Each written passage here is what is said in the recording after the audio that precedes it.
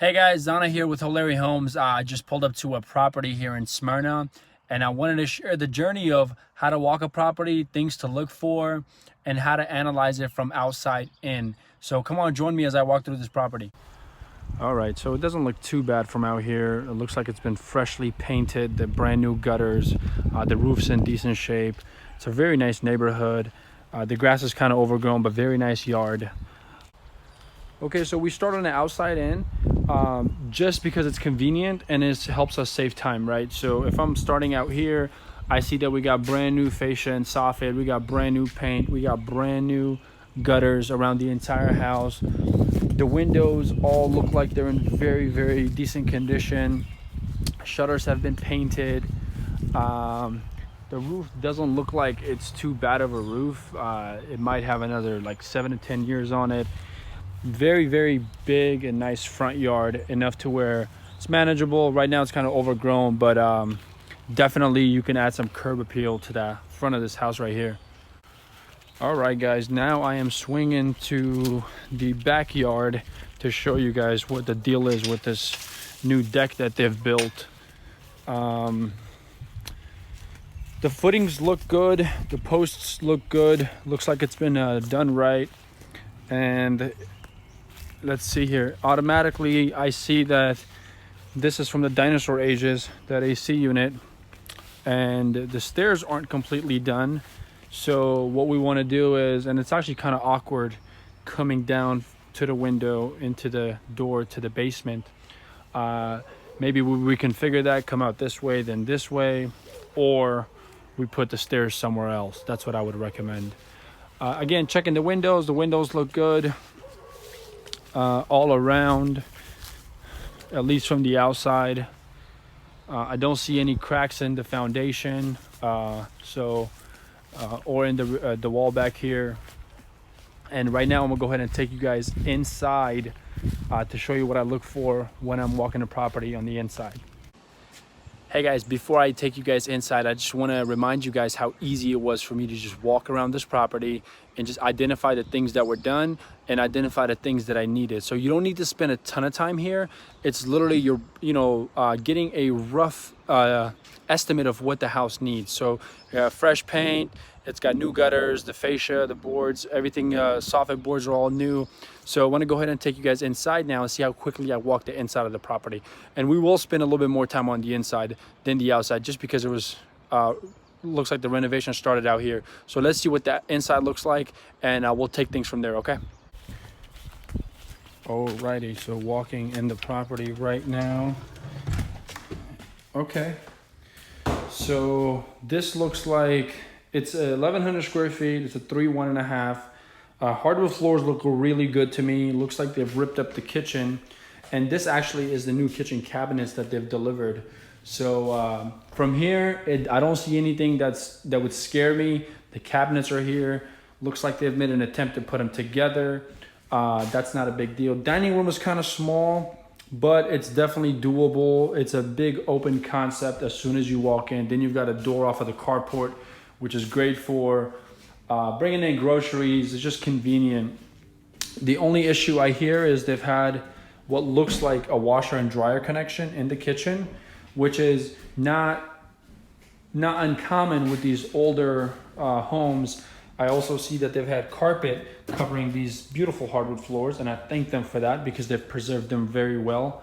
And now let's take a walk down this hallway and see what we have here.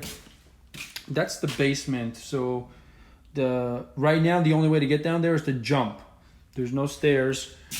Take a look at the electrical panel, just kind of see where it's at. You can tell if it's really outdated. There's dates and things on here, and definitely want to get, if you're updating the entire house, you don't necessarily need to rewire the entire house if it's in good condition. Here's one of the bedrooms. Looks like a huge closet that was here they got rid of. You've got a closet here, but all paneling. I would definitely take all this stuff off. This is just very, very outdated. In this bathroom here, it's already been gutted, which is good news. We can see if it has any leaks and things like that. So I don't want to show you guys that, but look, these are the things that you're gonna run into. Dirty toilets like that. You got cast iron piping that probably needs to be updated. And I think the reason they cut that part of the stairs out was to shift this bathroom over to the right. And then here's the second bedroom. Like I said, it's lights aren't on right now, but this definitely needs to be painted.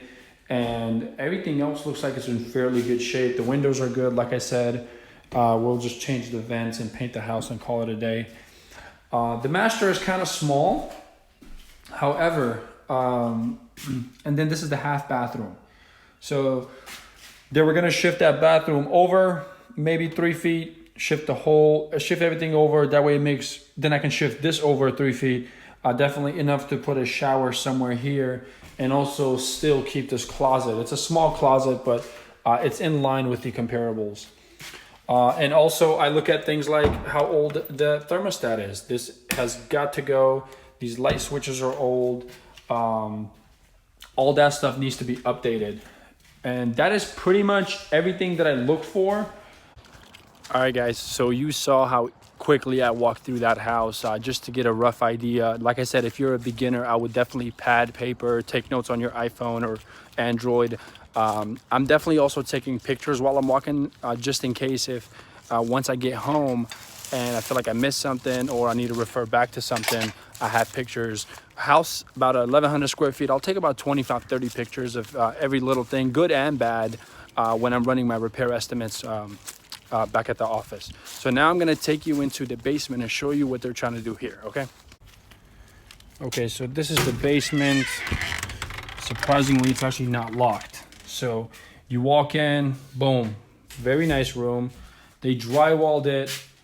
I don't see any type of insulation within these walls. I don't know if it's needed or not. I would assume it does, but you've got tile here. They were looking to lay down. They've already laid it down there. It's just a very confusing layout. Here is the furnace that needs to go. It's super old. Water heater is probably functioning. It's $500. I would replace it just to be safe. You don't want a buyer to come in there and, just because of a water heater, they don't want to buy your property. It's not worth it. Put the $500 in, get a brand new water heater. This is the space that was open where the stairs need to be. So definitely once we shift this bathroom, we need to figure out where we're going to put the stairs next. But here's a great room. It's kind of dark, but you can kind of get an idea of the size of the room. It's actually very big. Like I said, there's no electricity. I wish I could show you guys. It's about the same size room. You come down here. This is drywall has gone up a little bit. This, I assume they were going to make a bathroom. The problem is you need to understand your codes in the city and the county you're working for so you don't get taken advantage of. And I'll share what I mean by that here in just a minute. All right, so I'm going to leave this basement real quick. So what I mean by knowing your codes in your county and or in your city that you're working in, right now here in Smyrna, this will not be counted as square footage. Even though the downstairs is just as big as the upstairs, you cannot market this as a 2,000 square foot property. Now there's appraisers appraise it differently if it's finished, if it's not. This looks like they were on the way finishing it. If I were to buy this house, I would definitely finish it. I think it will add some value to the house considering how small it is on the first level. But usually if it doesn't have a window, you can't market it as a bedroom. So it just depends on who's appraising your house. But be careful if a wholesaler is trying to sell it to you. They're like, oh, it's 2,000 square feet. It's a 4.3. When you walk in, it's really a 3.1.5, 1,100 square feet. So you want to know that, so that when somebody's bringing you that information, you can be like, oh, that's actually not true. Either you want to correct them, or just for your own knowledge, if they give you an ARV that's astronomical, say, hey, 2,000 square feet, it's worth 300,000, when you know it's only 1,100 square feet and it's only worth 220. So these are the things that you want to know, and things you should definitely educate yourself on before you even start flipping properties. Or even if you're flipping now, it's not a bad idea to go ahead and go to the county or go to the city and just kind of get educate yourself on their codes and what's code and what's not, what's counted as square footage and what's not. So those are my nuggets for today.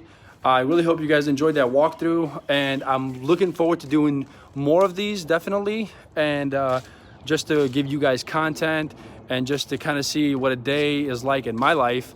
I mean, look what I'm wearing. I'm wearing, literally, this deal came across the table. I got in my car and I ran to Smyrna. So I'm gonna head back home. I'm gonna run some numbers and I'll keep you guys updated as to what I do with this property.